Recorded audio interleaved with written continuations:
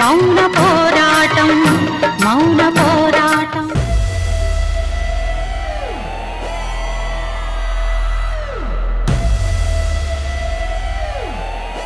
జానకి వచ్చేసా. నానా ఎలా ఉన్నా? అవును మావయ్య, ఎలా ఉన్నారాయన? ఇన్నాళ్ళు వజ్రం మీద మట్టి పోసి కప్పెట్టాలను చూశారమ్మా వీళ్ళు. ఇప్పుడు ఆ మట్టంతా కొట్టుకుపోయి వజ్రం మెరుస్తుందమ్మా. దాన్ని ఇంకొంచెం మెరుగు పెడితే తళతళా మెరిసిపోతుంది.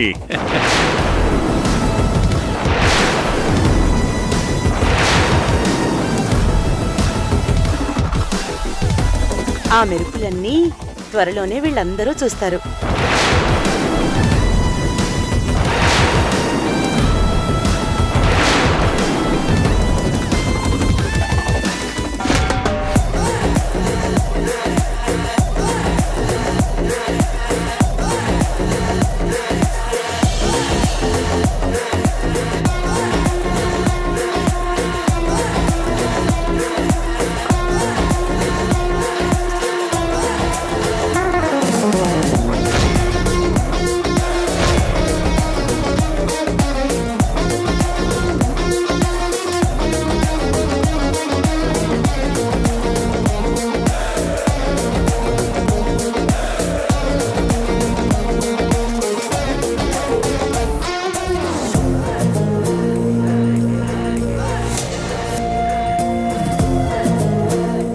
ఈగలు దొరుకుతాయి, నోరు మూసుకొని చూడు. నిజానికి నువ్వు ఇలా నోరు వెళ్ళబెట్టుకుని చూడడం నాకు బాగా నచ్చింది.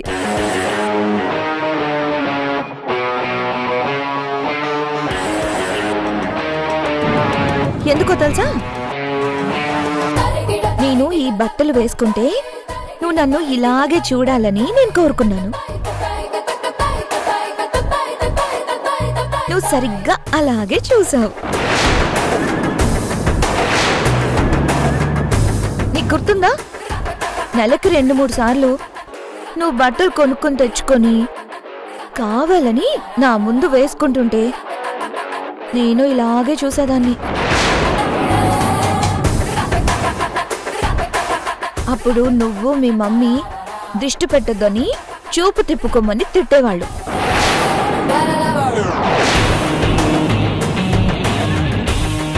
కానీ నేను ఇప్పుడు చెప్తున్నాను, నువ్వు చూపు తిప్పద్దు. ఎంతే ఆశ్చర్యంగా రోజు నిన్ను చూడు. నేను రోజుకొక కొత్త డ్రెస్ వేస్తాను.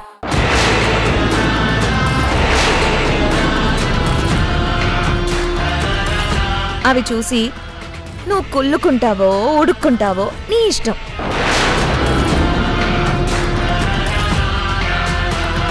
కానీ నువ్వు అలా చేయడమే నాకు ఇష్టం.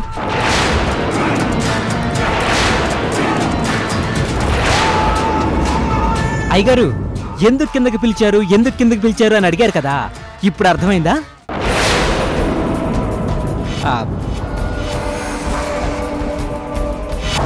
సతీ, ఇప్పుడు మహేంద్ర విశాలాక్షి మొహాలు ఎలా కనిపిస్తున్నాయి? సార్ మహేంద్ర గారు, అమ్మగారు అడుగుతున్నారు, చెప్పేస్తున్నాను, మీరేమనుకోకండి.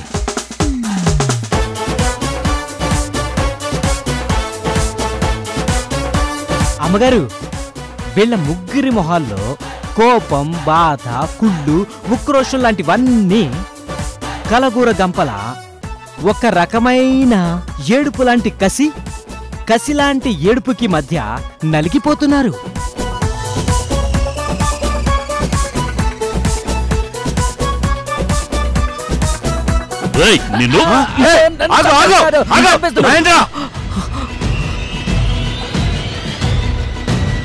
ఏ సత్తి మీదకి ఎందుకు వెళ్తున్నావు?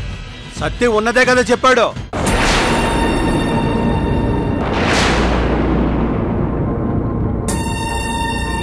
మహేంద్ర సార్, మీకు ముందే చెప్పా కదా,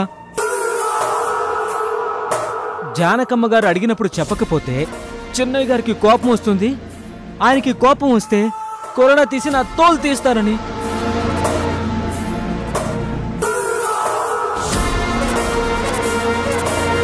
మహేంద్ర, మిమ్మల్ని పిలిచింది సత్యని కొడతారని కాదు, ఇన్నాళ్ళు మీరు చేసిన మోసం అన్యాయం వల్ల నా భర్త నా కూతురు ఎంత సంతోషానికి దూరం అయిపోయారో నిరూపించడానికి. మీరు దూరం చేసిన సంతోషాలన్నీ ఇక నుంచి వాళ్ళ జీవితాల్లోకి వస్తాయని చెప్పడానికే పిలిచాను.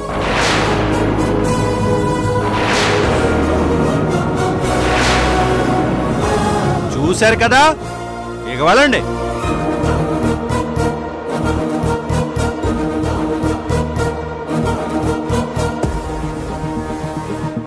ఇదేంట్రా షూ వేసుకుని లేసులు కట్టుకోలేదేంటి? ఏమో నాకేం తెలిసి ఎలా కట్టుకోవాలో.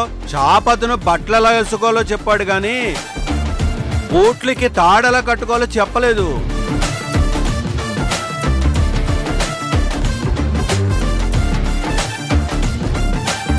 మహేంద్ర, వచ్చి కట్టు.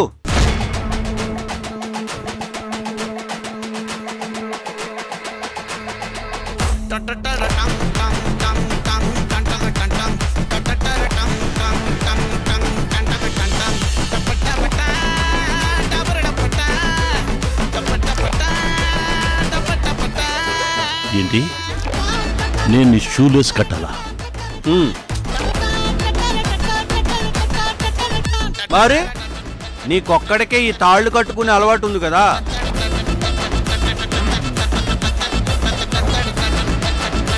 అలవాటుంటే నీ కాళ్ళు పట్టి షూలేస్ కట్టాల్సిన కర్మ మహేంద్రకేం లేదు.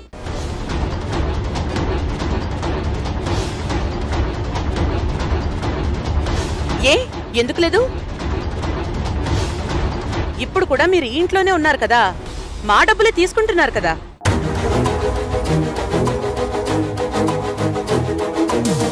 ఆయన చేత అన్ని రోజులు అన్ని పనులు చేయించారు కదా. కాబట్టి ఇప్పుడు మహేంద్ర షూలేస్ కడతాడు. కట్టడంలో తప్పే ఉంది.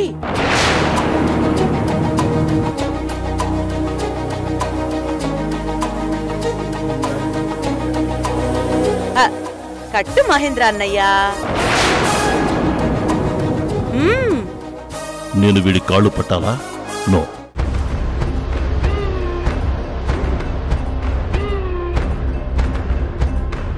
మహేంద్ర, నువ్వు నన్ను గౌరవం లేకుండా పిలుస్తున్నావు. నేను మళ్ళీ కొరడా తీసుకొచ్చి నిన్ను బాగా కొట్టేస్తాను చెప్తున్నా.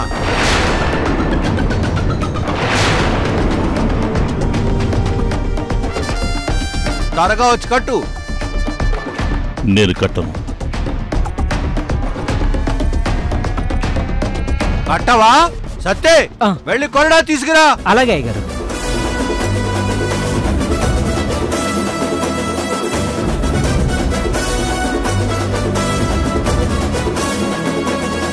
ఇదిగో తెచ్చాను చెన్నయ్య గారు. అంటే అది అడిగిన వెంటనే తెచ్చివ్వకపోతే చిన్నయ్య గారు చిర్రెక్కిపోతారు. అందుకే ఆయనకి కోపం ఎందుకని కొరడా కూడా ఇక్కడే పెట్టాను. ఆయన కొరడా అనగానే వెళ్ళి తీసుకొని వచ్చాను. తీసుకోండి అయ్య గారు. నువ్వు సూపర్ రా సత్తే.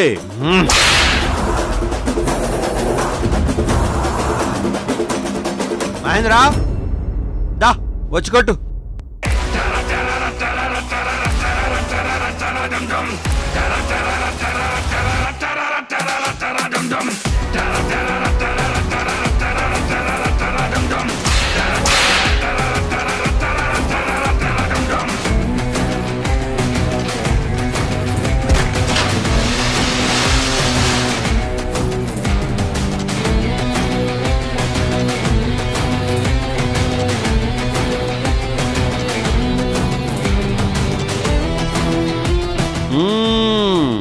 గుర్తొస్తున్నాయిగా.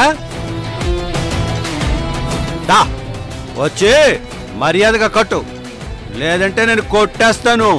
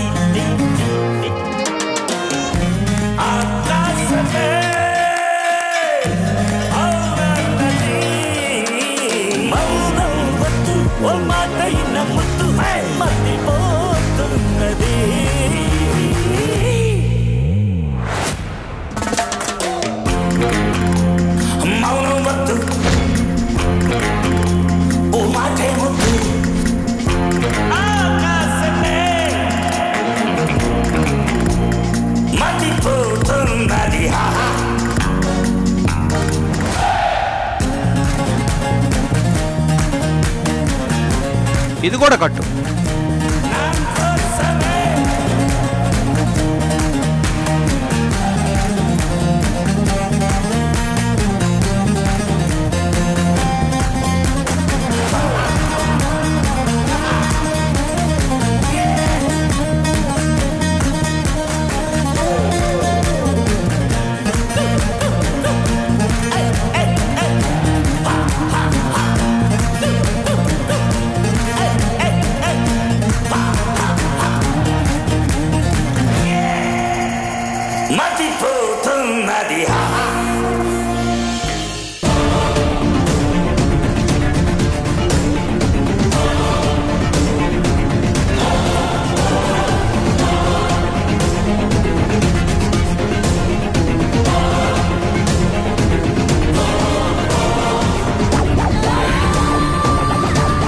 మమ్మీ, నేను ఇంకా వాళ్ళెవ్వరికి మొహం చూపించలేను మమ్మీ. వాళ్ళకి కాదు, బయట ఎవ్వరికి చూపించలేను.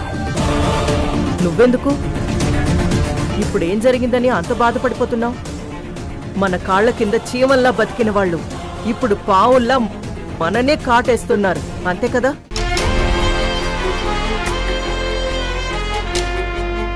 మన చేతుల్లో దెబ్బలు తిన్నవాళ్లు మనల్నే తిరిగి చంపదెబ్బ కొడుతున్నారు, అంతే.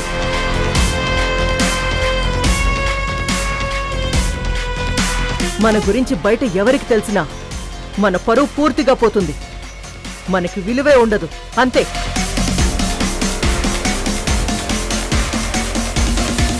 ఎందుకంటే ఏం జరిగినా మనకి రోషం పౌరుషం ఏమీ లేవు కదా, రావు, అంతే. అంతే అంతే అంతే. ఏం జరిగినా నేను ఇప్పుడు ఏమీ చేయలేను.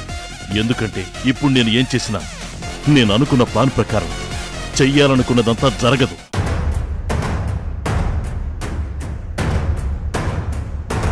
ఆ స్వాతి ముత్యం చేతిలో కొరడా దెబ్బలు తినడం తప్ప ఇంకేమీ జరగదు. కానీ నువ్విప్పుడు ఏం చేయకపోతే నేను సౌందర్య దగ్గర పని మనిషిగా మిగిలిపోవాలి.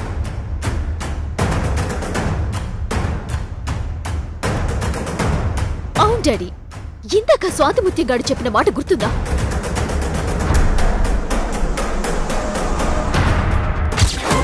ఇక నుంచి నేను బూట్లు వేసుకునే ప్రతిసారి ఈ తాడు నువ్వే కట్టాలి. అంతేకాదు, రుద్రకి ఇన్ని రోజులు సౌందర్య పనులు చేసి పెట్టింది కదా, ఇక నుంచి రుద్రే సౌందర్యకి అన్ని పనులు చేసి పెట్టాలి. ఏం మాట్లాడుతున్నావు? నా కూతుర్ని యువరాణిలా పెంచాను, అది ఆ సౌందర్యకి పనులు చేసి పెట్టాలా? చేసి పెట్టాలి విశాలాక్షి. నిజంగా యువరాణి అయిన నా కూతుర్ని ఇన్ని రోజులు పని మనిషిగా చేశారు మీరు. ఏ నా కూతురు సౌందర్యకి అన్ని పనులు చేసి పెట్టడంలో తప్పేంటి? ఒక అమ్మాయి జీవితంలో ఎంతో విలువైన ఎంతో సున్నితమైన మనసుని కష్టాల పాలు చేశారు మీరు.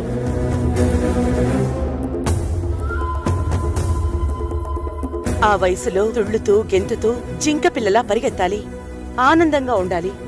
కాని అవేవీ జరగలేదు సౌందర్యకి. కారణం నీ అహంకారమే విశాలాక్షి. నీ కూతురు కోసం నా కూతురు బలి కోరావు నువ్వు. అందుకే ఇక నుంచి నీ కూతురు ఈ పాప పరిహారం చేసుకుంటుంది.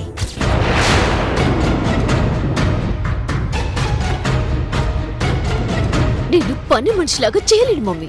అయ్యో వద్దమ్మా, నువ్వు పనులు చేయడమేంటి? దీనికి నేను అస్సలు ఒప్పుకోను. కానీ ఎలా మమ్మీ? నేను ఎలా తప్పించుకోగలను? ఎలాగో మీ డాడ్కే తెలియాలి.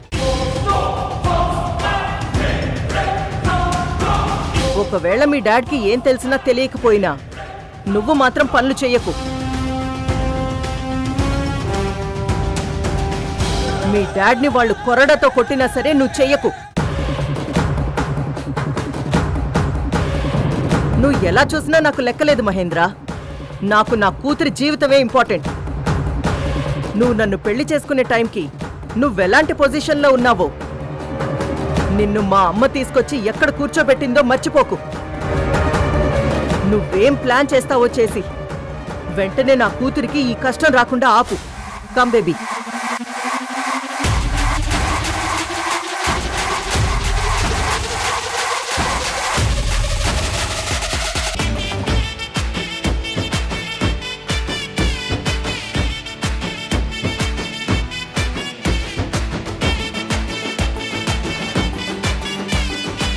ఏమండి? జానకి, ఇది ఏంటి జానకి? ఇదా? అదంటే ఏదండి? ఇదే పుస్సు పుస్సు. ఓ అదా, అది సౌందర్య కోసం తీసుకున్నాను. సౌందర్య బయటకు వెళ్ళినప్పుడు అది కొట్టుకుంటుందని. ఇది ఎప్పుడు కొన్నా? అప్పుడే కొన్నాను గాని ముందెళ్ళి అది సౌందర్యకి ఇచ్చేసరండి. అబ్బా, ఆశ దోశ అప్పడం వడ తెచ్చింది ఇచ్చేయడానికే. అసలు ఇది మీరెందుకు తీసుకొచ్చారండి? ఎందుకేంటి, ఇలాంటి పుస్సు పుస్సుమని మహేంద్ర కొడుతుంటే నేను చూశాను. నేను కూడా వాడాలని నాకు చాలా కోరికగా ఉండేది జానకి. నువ్వు కొని తెచ్చావు కదా, అందుకే నేను ఇక్కడ తీసుకొచ్చేసా. ఇది ఇప్పుడు ఎలా కొట్టుకోవాలి జానకి? అది ఒంటి కొట్టుకోవాలండి. ఏది ఇలాగేనా? అయ్యో అలా కాదు, ఆ అమ్మాయిలు కొట్టుకోవాల్సింది నాకు కొడతారేంటండి? నువ్వు అమ్మాయివే కదా. బాగా చెప్పారులేండి.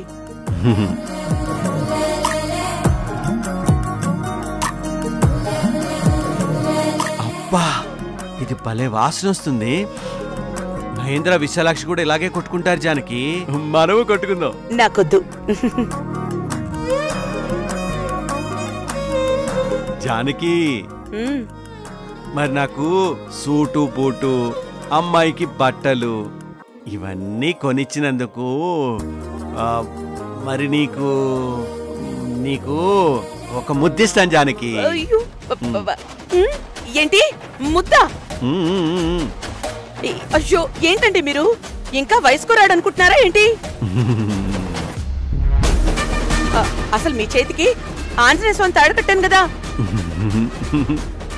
అదున్నాక ఇలాంటి పిచ్చి పిచ్చి మాటలు మాట్లాడకూడదు తెలుసా? జానకి, ఇప్పుడు నా చేతికి ఆంజనేయ స్వామి తాడు లేదుగా. లేదా? అయ్యో ఏమైంది?